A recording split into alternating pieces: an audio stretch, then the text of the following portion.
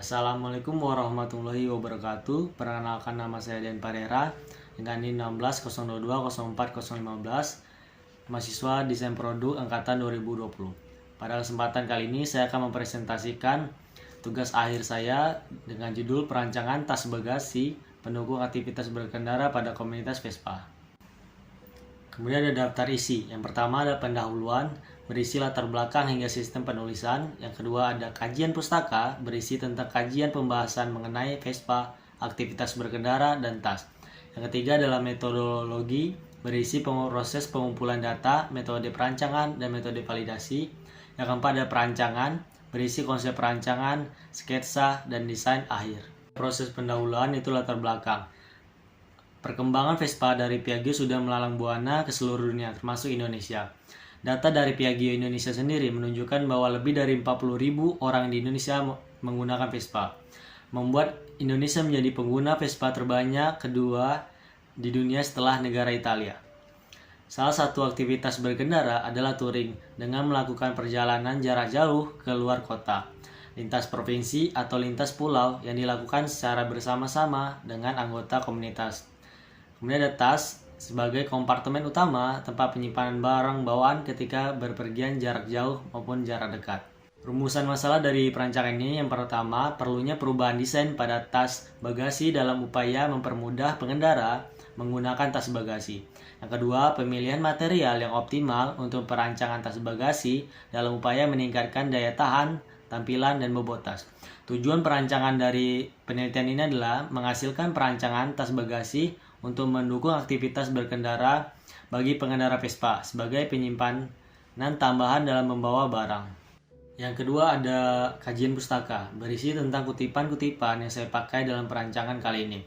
Yang pertama definisi dan peranan transportasi. Yang kedua jenis-jenis Vespa klasik. Yang tiga perancangan dan pengembangan tas. Dan yang keempat jenis dan karakteristik material. Kajian lapangan yang saya lakukan, yang pertama ada pengamatan melalui online shop produk tas bagasi di e-commerce. Yang kedua studi existing, berisikan jenis-jenis tas yang serupa. Yang ketiga wawancara, dilakukan di komunitas Vespa, yaitu di komunitas Ars. Keempat kuesioner, dibagikan kepada seluruh anggota komunitas. Kemudian kita masuk pada metodologi. Metode penelitian pada perancangan ini menggunakan metode kualitatif.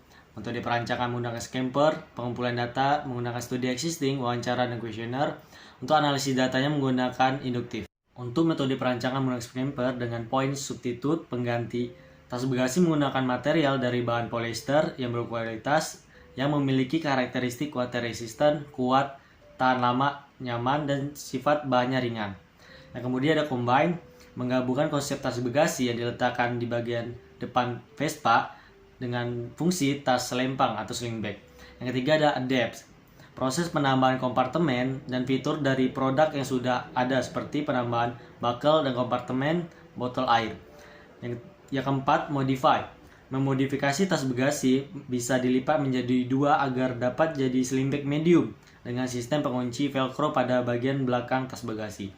Yang kelima put to other use, pada umumnya fungsi tas bagasi hanya diletakkan pada bagian bagasi Vespa, menjadi fungsi tas yang bisa di pundak atau fungsi sling bag.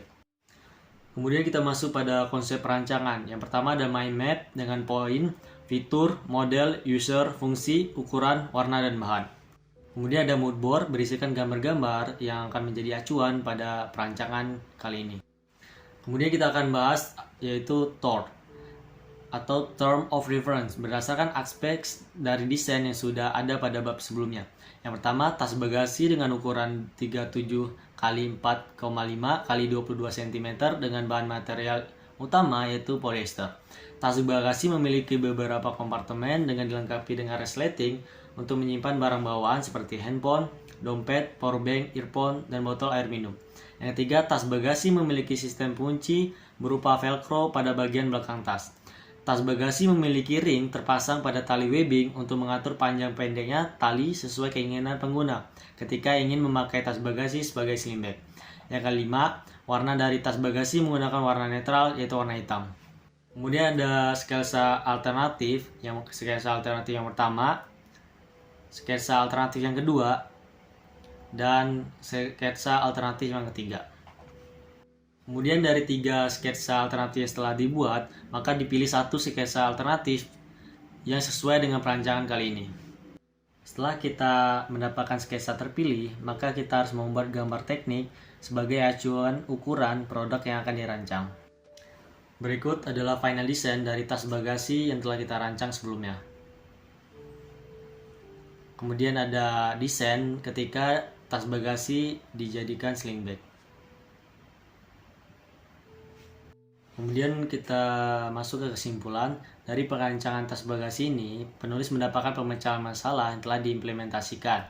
Yang pertama, ukuran dimensi tas bagasi mampu untuk mengorganisir barang bawaan dengan lebih baik dan sesuai dengan kompartemennya masing-masing, yang akan memudahkan pengendara untuk membawa barang mereka. Yang kedua, tas bagasi dapat diubah menjadi sling bag, membuat penggunaan tas bagasi lebih fleksibel dengan bobot ringan dan water resistant. Yang ketiga, tas bagasi harus memperhatikan dan mempertimbangkan fungsi, material, ukuran, dan kekuatan. Berikut adalah daftar pustaka yang digunakan sebagai acuan pada perancangan kali ini. Sekian presentasi saya pada perancangan tas bagasi ini. Jika masih banyak kurang dan salah, saya minta maaf. Saya ucapkan terima kasih. Assalamualaikum warahmatullahi wabarakatuh.